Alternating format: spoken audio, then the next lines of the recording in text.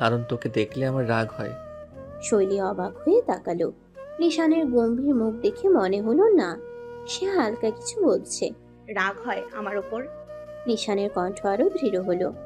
হ্যাঁ, রাগ হয়, ভীষণ রাগ হয়। মাঝে মাঝে তোকে থাপ্পড় মারতেও মন চায়। শৈলী চোখ পিটপিট করে তাকালো, সরল মনে জানতে চাইল। কেন নিশান ভাই? কারণ তুই কিছুই বুঝিস না, আর বুঝলেও সেটা মানতে চাস না। শৈলী ভ্রু কুঁচকালো। আমি কিছু বুঝতে চাইছি না বলেই কি আপনি এমন ভাবে কথা বলছেন? নিশান একটু হেসে মাথা ঝাঁকালো। আসলে তুই বুঝিস কিন্তু স্বীকার করিস না। শৈলী কিছুক্ষণ চুপ করে থাকলো। নিশানের কথা কেবল কথা নয়, এর পেছনে অন্য কিছু লুকিয়ে আছে। কিন্তু সেটা কি? সে কিছু আন্দাজ করতে পারছে, নাকি সে নিজেই ভয় পাচ্ছে কিছু একটা বুঝতে?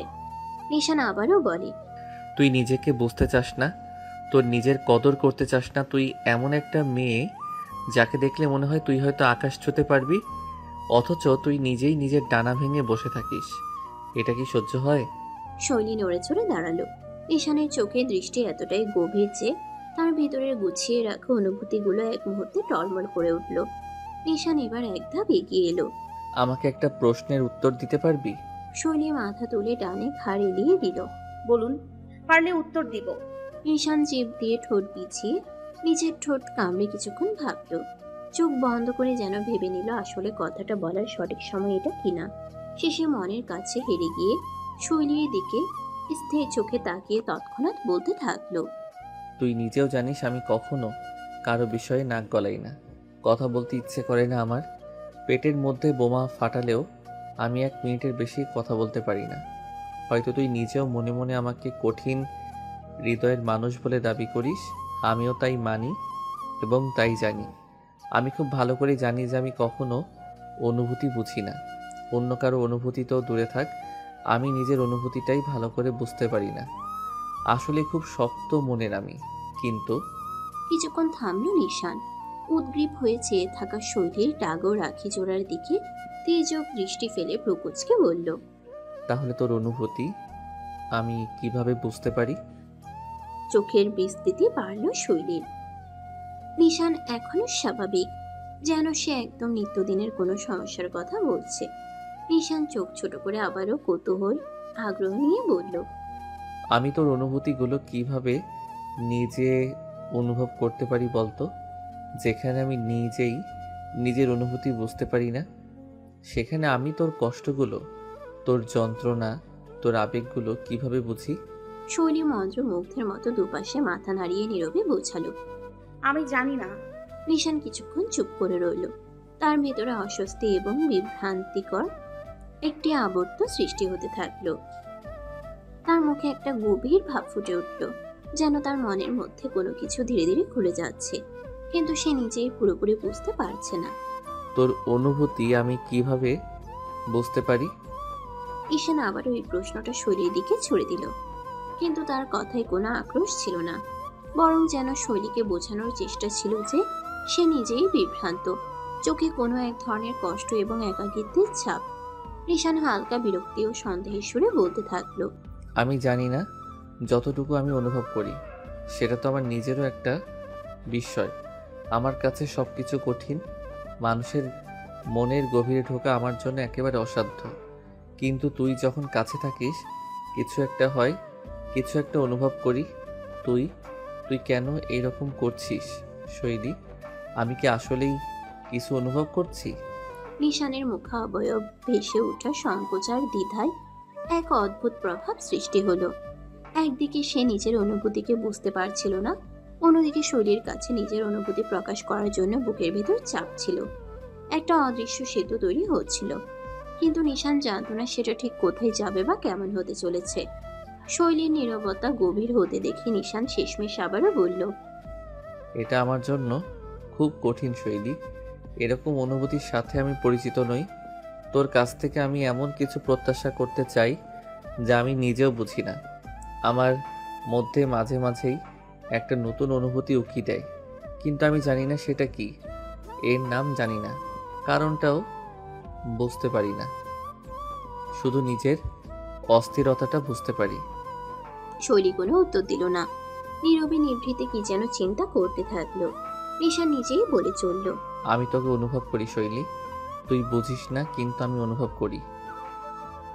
তোর নির্বাক দৃষ্টি, তোর চুপচাপ শ্বাস ফেলা সব বুঝি। তোর কষ্টগুলো, তোর ভয়গুলো, তোর নিজের সঙ্গে নিজের যুদ্ধগুলো সব অনুভব করি। কিন্তু কেন? করতে তো চেষ্টা করিনি, চাইও নি। শৈলী থমকে রইল। তার চোখের সামনে যেন সবকিছু ধোঁয়াশার মতো হয়ে যাচ্ছে। নিশানের গম্ভীর কণ্ঠস্বর তার কানে ধাক্কা দিচ্ছে। আচ্ছা ওসব বাদ দে, আমি যেমন তেমন ভাবেই এর একটা সমাধান বের করব। কিভাবে এই যন্ত্রণা থেকে মুক্তি পেতে হয় তার চেষ্টা করব আমি। কিন্তু আমি চাই না তুই এমন থাক। আমি চাই তুই নিজের জন্য দাঁড়াস, নিজেকে ভালোবাসতে শিখিস। মানুষকে না পারিস, নিজেকে তো বোঝাতে পারিস যে তুই কম না। আমি তোকে এজন্যই বলি শৈলী, কারণ আমি জানি তোর ভেতরে যে আলো আছে সেটা নিভে গেলে আমারও সহ্য হবে না। নিশান থেমে গেল। শৈলী চোখের পলক ফেলল না। বুকের ভেতর ধুকপুকানি বাড়ছে। নিশানের কথাগুলো তার মনে এতটা গভীরে গিয়ে লাগছে যে সে ঠিক বুঝতে পারছে না এটা রাগ, অভিমান নাকি অন্য কিছু। তার ঠোঁট কাঁপল, কিন্তু কোনো শব্দ বের হলো না। নিশান শৈলীর চোখে চোখ রেখে মৃদু গলায় বলল, একদিন তুমি নিজেকে আমার চোখ দিয়ে দেখবে হিমরূপা, সেদিন বুঝবে আমি কেন এতবার তোমায় জাগাতে চেয়েছি। শৈলী এবার হঠাৎ করে ঠোঁটের কোণে হাসির শুকনো রেখা টানলো। এরপর নিশানকে উদ্দেশ্য করে বলল, আপনাকে একটা কথা বলবো নিশান ভাই। নিশান নীরবে অনুমতি দিলে শৈলী নির্বাক প্রকৃতির দিকে চোখ রেখে প্রশান্তির শ্বাস ফেলে বলে, আমি আপনাকে খুব বিশ্বাস করি, এতটাই বিশ্বাস করি যে আপনি যদি কখনো আমায় একটা ভয়ানক মহাসমুদ্রে ঝাঁপ দিতে বলেন, আমি নির্দ্বিধায় সেখানে ঝাঁপ দিব। একটা কারণও জিজ্ঞেস করব না ওখানে পড়ে গেলে আমি বাঁচবো কি না। কারণ আমি জানি যা হবে আমার ভালোর জন্যই হবে। আমি আপনাকে খুব বিশ্বাস করি নিশান ভাই, নিজের থেকেও বেশি। নিশান অনুভূতি শূন্য অভিব্যক্তি নিয়ে দাঁড়িয়ে নিষ্ঠুর দানবের মতো প্রশ্ন করে বসলো।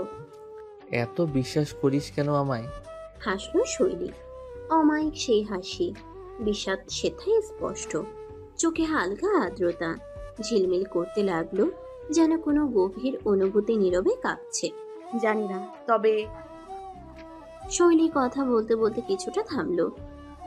তার চোখে যেন এক অদৃশ্য বেদনা, যা তাকে শান্তভাবে কিন্তু গভীরভাবে অনুভব করতে বাধ্য করেছে। তার ঠোঁটের কোণে এক মৃদু হাসি, কিন্তু সেই হাসি যেন খুবই বিষাদময়। সে নিশানের দিকে তাকিয়ে কিছুটা ভ্যাবাচেকা হয়ে বলল, আপনি হয়তো মনে করেন আমি খুব সরল, খুব বোকা, কিন্তু আমি জানি না কেন যখনই আপনার কাছে থাকি কোনো অজানা শক্তি আমাকে এখানে টানে। আপনি কেন এত কঠিন আমি জানি না, তবে সত্যি বলছি, আপনার কাছ থেকে আমি এমন কিছু অনুভব করি যেটা অন্য কোথাও কখনো পাইনি। আপনার মধ্যে এমন কিছু আছে নিশান ভাই, যা যা আমাকে খুব ভরসা দেয়। শৈলী একটু যেন লুকিয়ে রাখার চেষ্টা করলো তার মনের অস্থিরতা। নিশানের চোখের দিকে স্থির দৃষ্টি রেখে সে বলে যেতে থাকলো, আপনি হয়তো শুনলে হাসবেন, কিন্তু এটা সত্যি যে যখন বাড়িতে বড় মা আমাকে বকে, তখন আমি আপনার কথা স্মরণ করি। অন্যরা নিজেদের বাবা মাকে স্মরণ করে, আর অনাথ এই আমি ভাবতে থাকি আপনি কখন আসবেন। আপনি আসলেই তো কেউ আমায় আর কিছু বলতে পারবে না। যখনই আপনার মামাতো বোন সীমা বাড়িতে এসে আমায় অত্যাচার করে, সেই সময়টাতেও আমি আপনার কথা স্মরণ করি। তখনও ভেবে নিই আপনি কখন আসবেন। আপনাকে এতটাই বিশ্বাস করি যে কখনো কোনো বিপদে পড়লেই আপনার কথা মনে পড়ে। কি করব বলুন? আপনি তো আমার কথাই তুলেছেন, আপনি তো আমার মাথায় তুলেছেন, আপনিই তো আশকারা দিয়েছেন। আপনিও যদি বড় মার মতো আমার সাথে এমন আচরণ করতেন, তাহলে তো আমি মোটেই আপনার দিকে চোখ তুলে তাকাতাম না। তবে এটা সত্যি, আপনি এবং মামনিও যদি আমায় পর ভেবে নিতেন, তাহলে আমি আর বেঁচে থাকতে পারতাম না, কবেই মরে যেতাম। নিশান শৈলীর কথাগুলো এক এক করে শুনছে।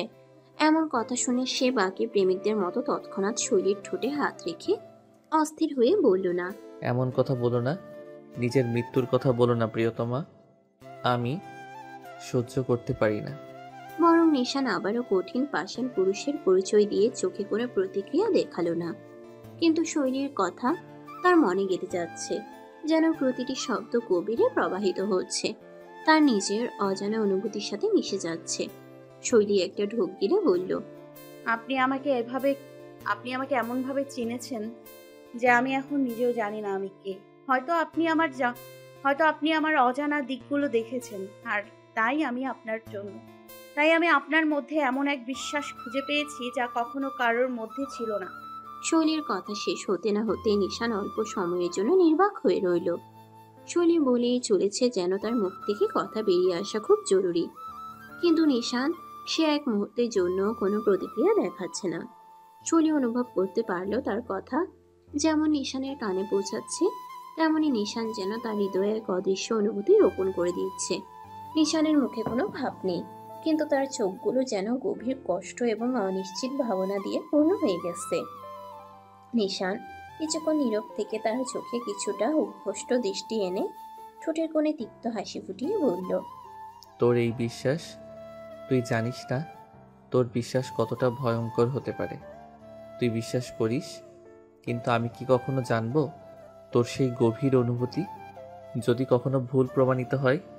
শৈলী অস্থির হয়ে নিশানের দিকে তাকালো। তার কষ্ট, তার হতাশা সবকিছু যেন মুখ দিয়ে বেরিয়ে আসছিল, কিন্তু নিশান তার কোনো কথা মনে রাখছিল না। তার কঠিন বাহুতে কষ্টের গুঞ্জন আছে, তবে সেই কষ্ট কিভাবে সহ্য করতে হবে সেটা বুঝতে পারছিল না। নিশান আবারও তিক্ততার সাথে বলল, মানুষের প্রতি এত বিশ্বাস ভালো নয় হিমরূপা। শৈলী মাথা নাড়িয়ে খানিক মলিন হেসে বলে, অন্য মানুষ আর আপনি এক নন নিশান ভাই। নিশান কিছুক্ষণ চুপ করে শৈলীর দিকে তাকিয়ে থাকলো, তারপর হঠাৎ করে একপাশে এগিয়ে গেল। শৈলী অবাক হয়ে দেখলো সে কাছের একটা ছোট পাহাড়ি ঢালের দিকে হাঁটছে, যেখানে পরম সবুজ ঘাসের মাঝে ফুটে আছে অপূর্ব কিছু নীলচে বেগুনি ফুল।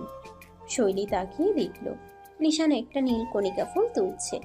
চমৎকার গভীর নীল রঙের ছোট্ট ফুল, যেন আকাশের কোনো এক অংশ ছিঁড়ে এনে মাটিতে বসিয়ে দেওয়া হয়েছে। নিশান খুব যত্ন করে ফুলটা হাতে নিল, তারপর ধীর পায়ে ফিরে এসে শৈলীর সামনে দাঁড়ালো। শৈলী অবাক হয়ে বলল, ফুলটা কেন ছিঁড়লেন নিশান ভাই? নিশান এক পলক তার দিকে তাকালো, তারপর শান্ত গলায় দুষ্টুমি করে বলল, হিমরূপার চুল গুজে দেওয়ার জন্য। শৈলী হতবাক হয়ে রইল। নিশান তার হাতের দিকে হাত বাড়িয়ে দিল, যেন নীরবেই বলছে। ফুলটা নাও। কিছুক্ষণ দ্বিধা করার পর শৈলী হাত বাড়িয়ে নিল। নরম পাপড়িগুলোর স্পর্শে সে একটু চমকে গেল, যেন এতদিন পর প্রথমবার কোনো ভালোবাসা মাখা কিছু পেয়েছে। নিশান তাকিয়ে বলল, এই নীলকণিকা ফুল জানিস কেমন দেখতে? কোমল, কিন্তু এর শিকড় মাটির গভীরে থাকে। ঝড় এলেও সহজে উপরে যায় না। তোরও এমন হওয়া উচিত শৈলী। নরম হতে পারিস, কিন্তু ভেতর থেকে শক্ত থাকতে শিখতে হবে। শৈলী কিছু বলল না, শুধু নীল ফুলটার দিকে তাকিয়ে রইল। চোখের কোণে এক ফোঁটা পানি চিকচিক করে উঠল, কিন্তু সে সেটা মুছল না, কারণ আজ সে প্রথমবার অনুভব করলো কেউ তার দুর্বলতাকে স্বীকার করেও তাকে অস্বীকার করেনি, বরং তাকে আরো শক্ত হতে শিখতে বলেছে। বেলা বেশ গড়িয়েছে। নাসিরুল তালুকদার নিজের ঘরে বসে পেপার পড়ছেন। আলো আধারে ঘরটাতে তার মুখাবয়ব একেবারে শান্ত। তিনি একটু আগেই তার ছোট ভাই শরীফুল তালুকদারকে দেখে এলেন। প্যারালাইজড ভাইকে দেখে তিনি প্রতিবারই অশ্রুসিক্ত হয়েছেন। তৎক্ষণাৎ মনে পড়ে গিয়েছে শৈলীর হাসিমাখা মুখটা। সে কি আদৌ নিজের দায়িত্বগুলো পালন করতে পারছে?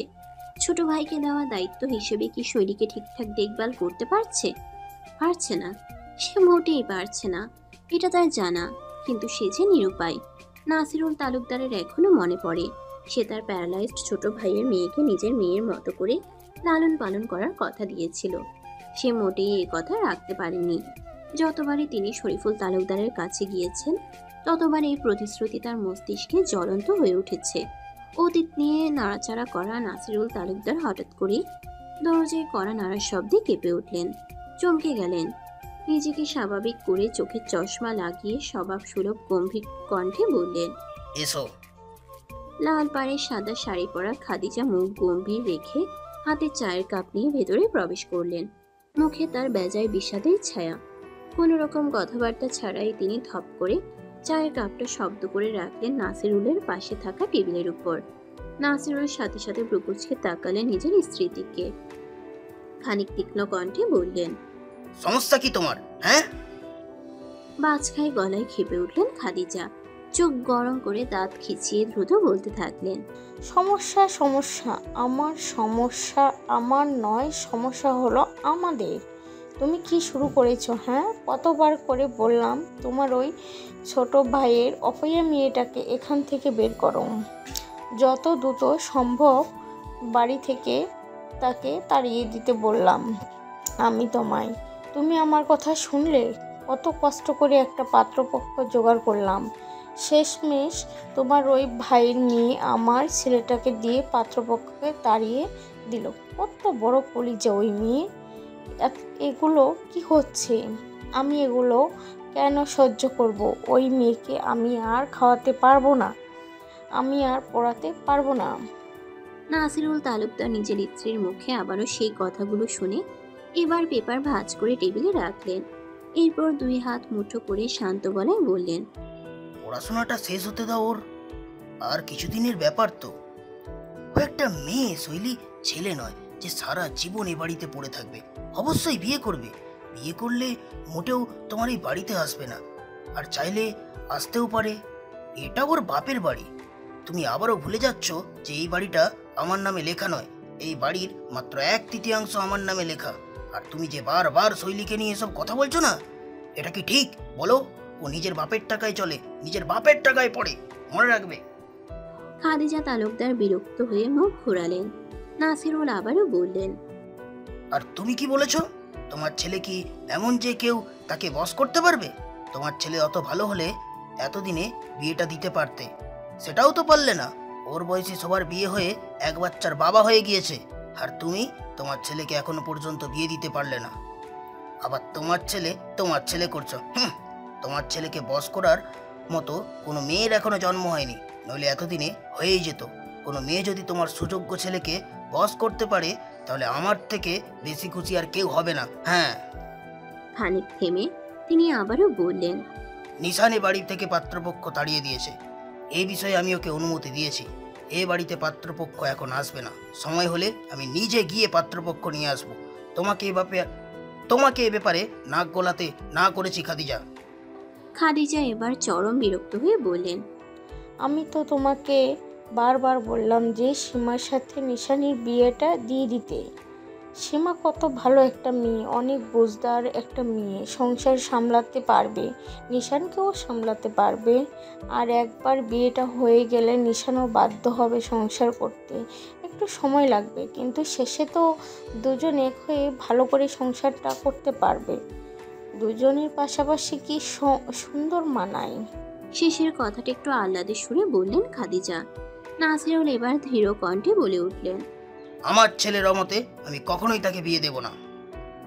তোমার ওই ভাগ্নিকে নিশান মোটেই পছন্দ করে না। ওই মেয়ের চালচলন আমার পছন্দ নয়, এই বাড়ির বউ হবার যোগ্য নয় সে। খাদিজা এবার খেপে উঠলেন। টেনে টেনে তাচ্ছিল্যের সুরে বলতে থাকলেন, হ্যাঁ, এখন তো এটাই বলবে। এ বাড়িতে তো আমার ভাগ্নি একদম যোগ্য নয়, এ বাড়িতে থাকার জন্য তো ও তার যোগ্যতাই নেই। এই বাড়ি থাকার জন্য তোমার ওই ছোট ভাইয়ের মেয়ে যোগ্যতা আছে। শৈলীর মতো ছোট লোকেরা এ বাড়িতে ঢ্যাং ঢ্যাং করে ঘুরে বেড়াতে পারে, এটাই তো বলবে তুমি, তাই না? ওই মেয়েটা তুমি জেনে রাখো, ওই মেয়েটাই একদিন আমাদের বাড়িতে অশান্তির কারণ হয়ে দাঁড়াবে। ওই মেয়েটাই আমাদের কাছ থেকে আমাদের ছেলেকে ছিনিয়ে নিবে। তুমি দেখে থেকো। নাসিরুল এবার ভ্রুকুচকে বললেন। ছেড়ে কাছো, কি বলতে চাও? খাদিজা এবার ঠোঁট চেপে তাচ্ছিল্যের সুরে বললেন, শুনতে চাও? শোনো তবে। গত রাতে আমি নিশান আর তোমার ওই আদরের ভাতিজিকে একসাথে ছাদে দেখেছি। অত রাতে কি করছিল ওরা? নিশান নিশ্চয় বিনা কারণে ছাদে যায়নি। ওই ছোট লোকটাই ডেকেছিল। ও এখন নিশানের পটি এ বাড়িতে স্থায়ীভাবে ঘাঁটি গাড়ার চেষ্টা করছে। ছি, মেয়েটা কি নিচু চিন্তা ভাবনা। আর আমার গাধার মতো কিছু না বুঝেও চুপচাপ আছি। একলা ঘরে মনে পড়ে পথে প্রথম দেখার ছবি যে, ভয় জড়ানো শিহরণে লেখে প্রেমের চিঠি যে। মনের খুশিতে বিছানায় শুয়ে শুয়ে গান গেয়ে চলেছে মিমি। তার মন এখন অনেক ফুরফুরে। অবশ্য হওয়ারই কথা। একটু আগের ঘটনায় অন্য কেউ অপ্রস্তুত হলেও তার জন্য তো ছিল মোক্ষম সুযোগ আর অনাকাঙ্ক্ষিতভাবে আকাঙ্ক্ষিত কিছু পাওয়া। আজ রবিবার। প্রতিদিনের মতো তাড়াহুড়ো করে নিশান অফিসের জন্য বেরোতে গেলে সিঁড়ি দিয়ে নামার সময় অন্যমনস্ক হয়ে পড়ে। আবার সেই সময়ে নিচ থেকে খাওয়া দাওয়া শেষ করে মিমি উপরে উঠছিল এবং একে অপরকে লক্ষ্য না করায় যা ঘটার তাই হলো। নিশানের শক্তপোক্ত বাহুর সাথে মিমি জোরে এক ধাক্কা খেল এবং পড়ে যেতে নিলে স্বভাবসুলভভাবে নিশান বাঁচানোর জন্য মিমের বাহু ধরল। তবে তাৎক্ষণিকভাবে নিশান বিষয়টা বুঝতে পেরে মিমিকে ছেড়ে দিল এবং কোনো প্রতিক্রিয়া না দেখিয়ে শুধু ছোট করে বলল, দেখে শুনে হাত পড়ে যাবি তো। এরপর মুখ গম্ভীর করে গটগট করে নিজের মতো করে বাড়ি থেকে বেরিয়ে গেল। অথচ এদিকে আবেগের বয়সে থাকা মিমি মনে করলো নিশান তাকে ইচ্ছে করে ধাক্কা দিয়ে আবার নিজেই ধরেছে। হয়তো উদ্দেশ্য ছিল তাকে কাছে টেনে নেওয়া। নিজের মতো করে ভেবে মিমি খুশিতে আবেগে আপ্লুত হয়ে দৌড়ে নিজের ঘরে গিয়ে ঠাস করে দরজা বন্ধ করে দেয়। দরজার সাথে পিঠ ঠেকিয়ে ঠেস দিয়ে জোরে জোরে হাঁপাতে থাকে এবং বড় বড় করে শ্বাস নেয়। মুখে হাসি স্পষ্ট। খুশিতে কলিজাটা যেন বের হয়ে আসতে চাইছে। বুকের উপর হাত রেখে জোরে জোরে শ্বাস টানে মিমি। আজ অনেক কাছে গিয়েছে সে নিশানের, ভেবে গায়ে কাঁটা দিয়ে উঠছে। সে এতটাই উত্তেজিত হয়ে গেছে যে আর কোনো কিছু না ভেবে মুখ খিচে বিছানায় ছাপ মারে এবং কোলবালিশ বুকে টেনে নিয়ে গুনগুন করে গান গাইতে থাকে। একটু আগে গোসল সেরে আসা রিমির কিছু ওড়না বারান্দায় মেলে দিতে গিয়েছিলেন রাশিদা তালুকদার। রিমি একটু আগেই নিজের বন্ধুদের সাথে বাইরে ঘুরতে গিয়েছে, তবে মিমি বাসায় রয়ে গেছে। বারান্দায় জানালা থেকে নিজের মেয়ে মিমির এমন অদ্ভুত আচরণ দেখে থমকে গেলেন রাশিদা। তিনি নিঃসন্দেহে যথেষ্ট বুদ্ধিমতী একজন মহিলা। এই বয়সটা তিনিও পার করে এসেছেন, তাই এইটুকু বয়সে একটা মেয়ের আবেগ বুঝতে তার সময় লাগবে না। ভেজা কাপড় হাতে নিয়ে কিছুক্ষণ দাঁড়িয়ে দাঁড়িয়ে মিমির কার্যকলাপ দেখলেন রাশিদা তালুকদার। কিছু একটা ভাবলেন নীরবেই। স্বামীর মৃত্যুর পর তিনি তার মেয়েদেরকে খুব আদরে যত্ন করে বড় করেছেন। মা মেয়ের মধ্যে কোনো রকম গোপনীয়তা রাখেননি তিনি। ছোট থেকেই শিখিয়েছেন মা বাবাকে নিজের সমস্ত বিষয়গুলো খুলে বলতে। আর তাই রাশিদা তালুকদার এই মুহূর্তে সিদ্ধান্ত নিয়ে ফেললেন যে আজ রাতেই মিমিকে তার এই অদ্ভুত আচরণের বিষয়ে জিজ্ঞেস করবেন। শুধু আজই নয়, রাশিদা তালুকদার অনেকদিন ধরেই মিমির এমন অদ্ভুত আচরণ লক্ষ্য করছেন। অথচ রিমির মধ্যে এমন একটা স্বভাব দেখতে পাওয়া যায় না। এমন অদ্ভুত স্বভাব কেন হতে পারে সেটা তিনি আন্দাজ করতে পারছেন, কিন্তু নিশ্চিত হওয়ার জন্য খোলামেলা কথা বলতে হবে মিমির সাথে। বারান্দার ভেজা চুলগুলো চারপাশে ছড়িয়ে দিয়ে চেয়ারে চাঁদের পাহাড় নিয়ে বসে আছে শৈলী। গত রাতেই সে নিশি পদ্ম উপন্যাসটা শেষ করেছে আর আজ চাঁদের পাহাড় শেষ করার সিদ্ধান্ত নিয়েছে। তাই গোসল ছেড়ে দ্রুত বারান্দায় বই হাতে নিয়ে বসে পড়েছে। একটু আগে নিজের বাবা শরীফুলকেও দেখে এলো সে। এভাবে নিজের বাবাকে অচল হয়ে পড়ে থাকতে দেখাটা যে কতটা কষ্টকর সেটা সে খুব ভালো করেই জানে। মাঝে মাঝে নিষ্ঠুর মনটা বলে, বাবা যদি আর কখনো নিজ পায়ে দাঁড়াতে না পারে তাহলে এভাবে কষ্ট সহ্য করে পৃথিবীতে মায়ায় আটকে থাকার দরকার নেই। অথচ মুহূর্তের মধ্যেই সন্তানের পিতার প্রতি ভালোবাসার টানে নিজেকে ধিক্কার জানায় শৈলী। এমন জঘন্য চিন্তা কে দূরে ফেলে মনে মনে আবারও ভেবে নেয় থাকুক, এভাবেই থাকুক। অচল হয়ে পড়ে থাকলেও চোখের সামনে তো আছে, এটাই অনেক। বয়সের ভারে খানিক নুয়ে পড়া নাসিরুল তালুকদার হাঁটু ব্যথার কারণে অফিসে যাননি, তাই নিশানকেই দ্রুত অফিসে পাঠিয়েছে। এই মাস দুপুরে একটু বিশ্রাম নেওয়ার উদ্দেশ্যে তিনি ঘুমিয়ে পড়েছেন। আর এই ফাঁকে খাদিজা তালুকদার খুব কৌশলে সতর্কতার দৃষ্টি ফেলে শৈলীর ঘরে প্রবেশ করে। দরজার খটখট শব্দে মাথা তুলে তাকায় শৈলী। বারান্দার পর্দার মধ্য দিয়ে গাঢ় সবুজ রঙা শাড়িটা দেখে পুরো শরীর কেঁপে ওঠে তার। এই শাড়ি পরিহিত মহিলাটি যে খাদিজা তালুকদার সেটা আর বুঝতে বাকি নেই। খাদিজা ভেতরে ঢুকে ঘরের চারপাশে তাকিয়ে শৈলীকে খুঁজলে শৈলী দ্রুত বইয়ের ভেতরে বুকমার্ক ঠুকিয়ে বারান্দা থেকে ঘরে আসে। একটা শুকনো ঠোক গিলে হাত কসলাতে কসলাতে শৈলী মাথা নিচু করে রাখে। দুপুরে খাওয়ার পর নিজ দায়িত্বে নিজের সহ বাড়ির সবার প্লেট ধুয়ে ডাইনিং টেবিলটা গুছিয়ে ঘরে এসেছে শৈলী।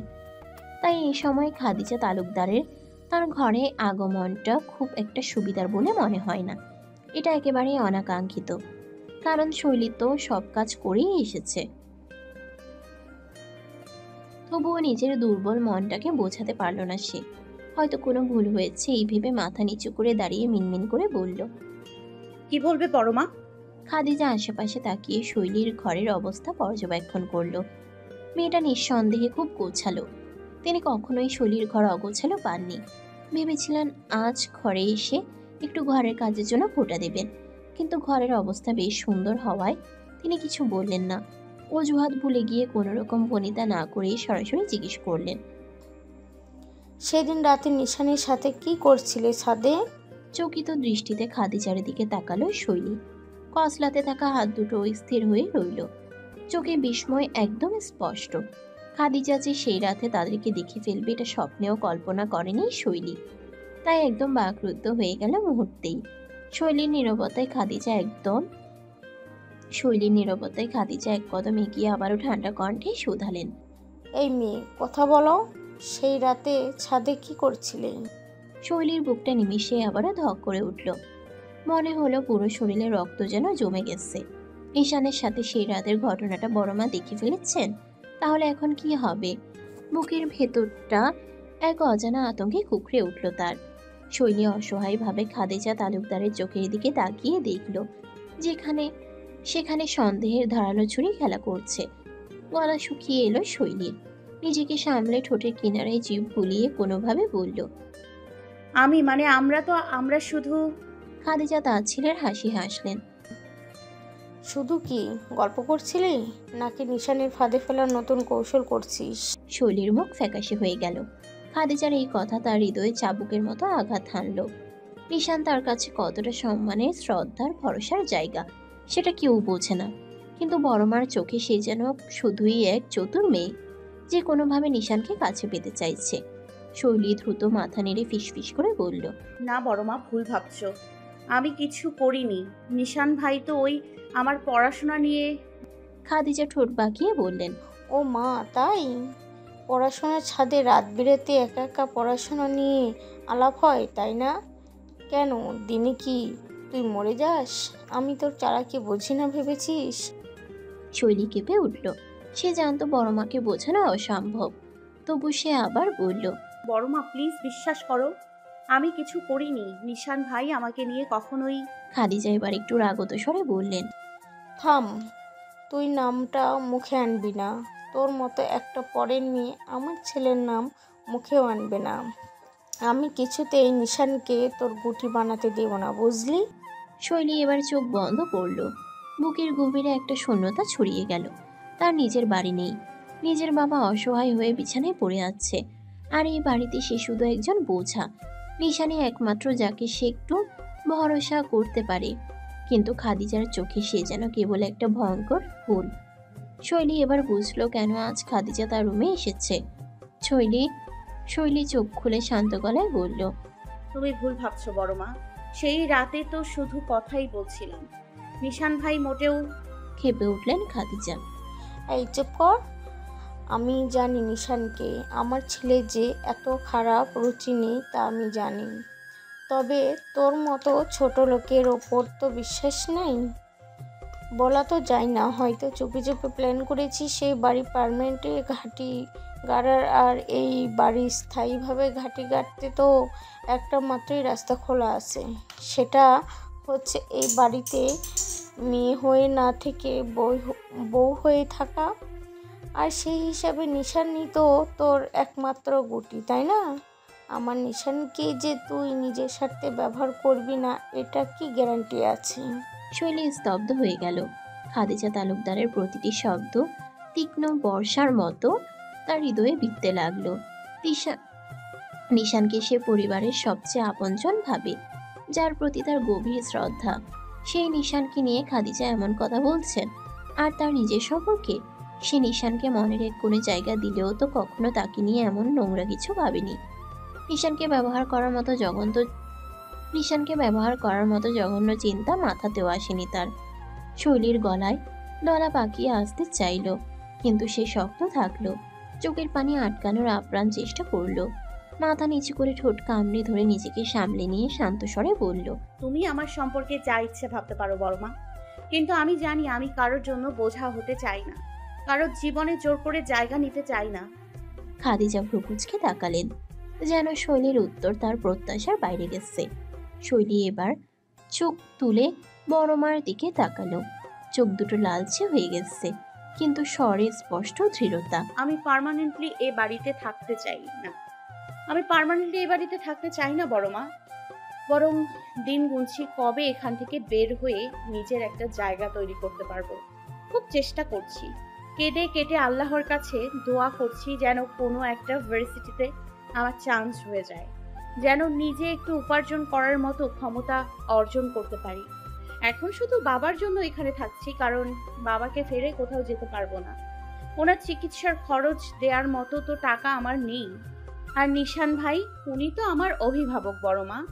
আমি যখন নিঃস্ব হয়ে গিয়েছি, যখন এই পৃথিবীতে সমাজের কাছে অনাথ উপাধিটা পেয়েছি, তখন তো অভিভাবক হিসেবে তোমরাই আমার সব। তোমরাই তো আমার অভিভাবক। নিশান ভাই, মামুনি, রিমি, মিমি, তুমি, বড় আব্বু, তোমরা ছাড়া তো আমার কেউ নেই বড় মা। নিশান ভাইকেও আমি তোমাদের মতোই সম্মান করি, শ্রদ্ধা করি। সে আমার অভিভাবক। তুমি ওনাকে আমার সঙ্গে টেনে এনে এভাবে অপমান করবে এটা ভাবিনি বড় মা। খাদিজার মুখের অভিব্যক্তি মুহূর্তের জন্য শক্ত হয়ে গেল, তবে তিনি এত সহজে হার মানার মানুষ নন। মুখ বাঁকিয়ে তাচ্ছিলের হাসি দিয়ে বললেন, তুই যদি সত্যি এখানে থাকতে না চাইতি তাহলে এতদিন চলেই যেতি। তোকে বিয়ে দিতে চেয়েছিলাম। বিয়ের পর কি পড়াশোনা করা যেত না? বিয়ের পরে বাড়ি এসে মাঝে মাঝে তোর বাবাকে দেখে যেতে পারতি না? পারতি তো, কিন্তু যাওয়া হয়নি, তাই না? নিশানের ছায়া আরাম পেয়ে গেছিস বলেই যাওয়ার কথা ভাবিস না। শৈলীর সমস্ত ধৈর্য চূর্ণ হয়ে গেল।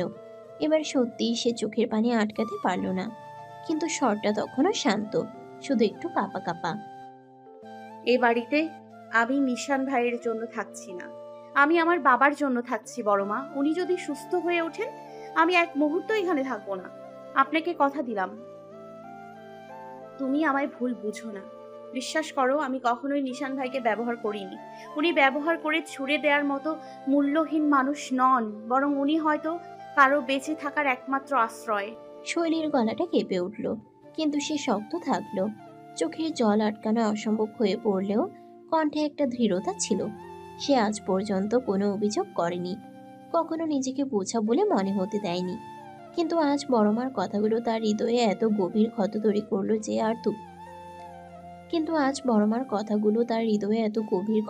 করলো যে আর চুপ থাকা সম্ভব হয়নি।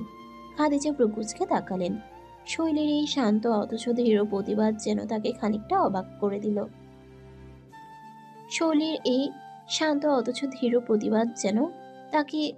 হতবাক করে দিল।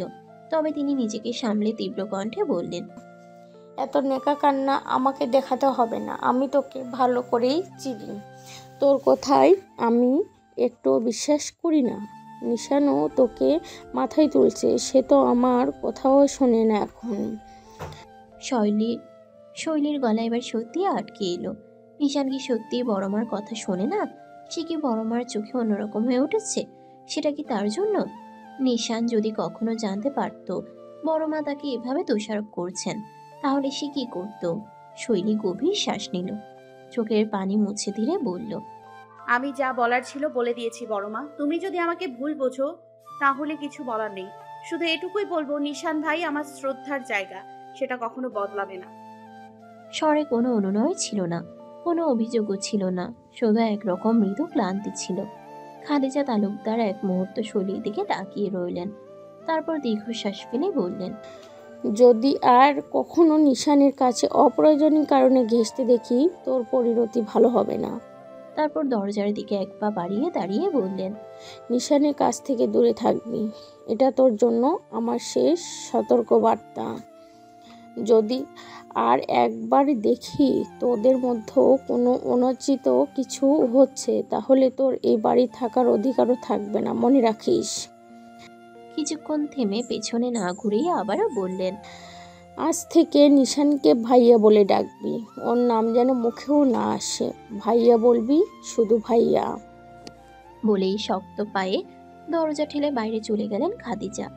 শৈলী অনেকক্ষণ চুপচাপ দাঁড়িয়ে থাকলো, কেবল দরজার দিকে তাকিয়ে। বুকের ভেতরটা দম চাপা লাগছে, প্রচন্ড ভারী একটা অনুভূতি জমাট বাঁধছে। একবার শৈলীর মনে হলো নিশানকে সব বলে দেবে, কিন্তু তারপরে ভাবলো কেন বলবে? নিশান তো তার পাশে থাকার শপথ নেয়নি। সে যদি সত্যি কিছু বোঝে তাহলে নিজে থেকেই একদিন বুঝবে। শৈলী ধীরে ধীরে চেয়ারে গিয়ে বসলো।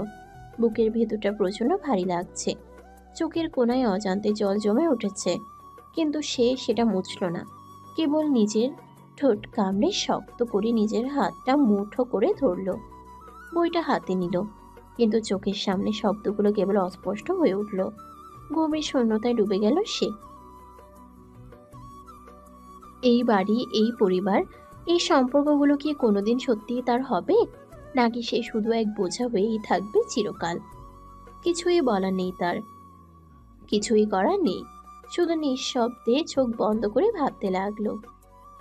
নিশান কি কখনো জানতে পারবে তাকে নিয়ে শৈলী কতটা লড়াই করে যাচ্ছে? হয়তো একদিন নিশান জানতে পারবে, কিন্তু সেই দিন আসার আগেই শৈলীর যুদ্ধটা শেষ হয়ে যাবে কিনা সেটা সে নিজেও জানে না। তালুকদার গ্রুপের বিশাল কর্পোরেট বিল্ডিং রাজধানীর প্রায় কেন্দ্রস্থলে অবস্থিত। বহুতল এই ভবনের গ্লাসের জানালাগুলোতে সূর্যের আলো পড়ে চকচক করে। ভেতরে ঢুকতেই করিডোর জুড়ে কর্পোরেট পরিবেশের ছাপ স্পষ্ট। সবকিছু সুবিন্যস্ত, নিখুঁত, আধুনিক। অফিসের প্রতিটি কর্মচারী ব্যস্ত, কেউ ফোনে কথা বলছে, কেউ বা ল্যাপটপের স্ক্রিনে চোখ গেঁথে রেখেছে। এই বিল্ডিং এর সপ্তম তলায় তালুকদার গ্রুপের বর্তমান সাইট ডিরেক্টর ও উত্তরসূরি নিশান তালুকদারের ব্যক্তিগত কেবিন। কাঁচ ঘেরা প্রশস্ত রুম, মাঝখানে কালো মার্বেলের টেবিল, একপাশে নরম চামড়ার সোফা, আর টেবিলের উপরে কিছু জরুরি ফাইলের স্তূপ। দেয়ালে কোম্পানির পুরনো কিছু ছবি বাঁধানো। নিশান কালো ফর্মাল প্যান্টের সাথে ক্রিম হালকা নীল শার্ট পরে আছে, যার হাতা কোনোই পর্যন্ত গোটানো। সরল অথচ রাজকীয় ধরন, যেন তার সৌন্দর্যকে আরো তীক্ষ্ণ ও আত্মবিশ্বাসী করে তুলেছে। খানিক উজ্জ্বল গায়ের রং, গভীর কালো চোখ, যেখানে অদ্ভুত এক তীক্ষ্ণতা লুকিয়ে আছে। চোখে চোখ পড়লে মনে হয় ভেতরে একটা দুর্নির্বার শক্তি আছে, যা মানুষকে মুহূর্তেই তার প্রতি শ্রদ্ধাশীল করে তোলে। আর নিশানের ফোলা মাংসপেশি, চওড়া কাঁধ আর সুঠাম শরীর তাকে আরো ব্যক্তিত্ববান করে তুলেছে। চুলগুলো সব সময়ই যত্নে থাকে, এমন গ্যাট আপে সুঠাম শরীরের অধিকারী নিশানকে দেখে যে কেউ পিছলে যাবে নিশ্চিত। এই মুহূর্তে নিশান টেবিলের উপর রাখা ফাইলগুলো দেখছে, আর চোখে মুখে চূড়ান্ত মনোযোগ। তার হাতে একটা ব্ল্যাক পেন, যেটা বেশ কায়দা করে নির্বিঘ্নে ঘোরাচ্ছে, যেটা নিশান চিন্তারত অবস্থায় প্রায়ই করে। তার সামনের টেবিলে দীর্ঘদিনের বিশ্বস্ত সহকারী মারুফ বসে আছে, গম্ভীর মুখে কিছু নোট লিখছে। মারুফ বেশ দক্ষ একজন এক্সিকিউটিভ, নিশানের ডান হাত বলা চলে। নিশান ফাইলের কিছু পৃষ্ঠা উল্টে রেখে সোজা হয়ে বসল, তারপর গম্ভীর গলায় বলল, গুলশানের ফ্যাক্টরির ফাইল এনেছো? মারুফ সঙ্গে সঙ্গে ফাইলটা এগিয়ে দিল, বিনয়ী কণ্ঠে বলল, জি স্যার, এটা গত 5 বছরের রিপোর্ট। যদিও দেখেছেন, আরেকবার দেখে নিন। আরো কিছু ডিটেলস অ্যাড করেছি। ফ্যাক্টরিটা সম্পূর্ণ অচল হয়ে পড়ে আছে স্যার। জায়গাটা তো অনেক দামি হয়ে গেছে, বিক্রি করলেও লাভ হবে। নিশান ঠোঁট কামড়ে নিল, মাথা দুদিকে নেড়ে বলল, তা তো আমিও জানি, আমিও প্রথমে এটাই ভেবেছিলাম। তবে বাবার কথা শুনে একটু চিন্তা ভাবনা করলাম, বাবার কথায় যুক্তি আছে। বিক্রি করাটা খুব সহজ সিদ্ধান্ত, কিন্তু আমি এখনো নিশ্চিত নই। জায়গাটা স্ট্র্যাটেজিক, লোকেশন ভালো। যদি এটাকে রিডেভেলপ করা যায় তাহলে আরও ভালো রিটার্ন পাওয়া যাবে। মারুফ কিছুক্ষণ চুপ করে থেকে বলল, কিন্তু স্যার, আমাদের এখানে নতুন প্রজেক্ট নিলে ইনভেস্টমেন্ট অনেক লাগবে, আর পুরনো ফ্যাক্টরি রিডেভেলপ করতে গেলে কিছু লিগ্যাল ইস্যু আছে। কিছু টেক্সট ডিউ বাকি পড়ে আছে। নিশান পেনটা হাতে ঘোরাতে ঘোরাতে কিছু ভাবলো, তারপর চোখ তুলে মারুফের দিকে তাকিয়ে বলল, সেসব আমি ম্যানেজ করব, ডোন্ট ওয়ারি।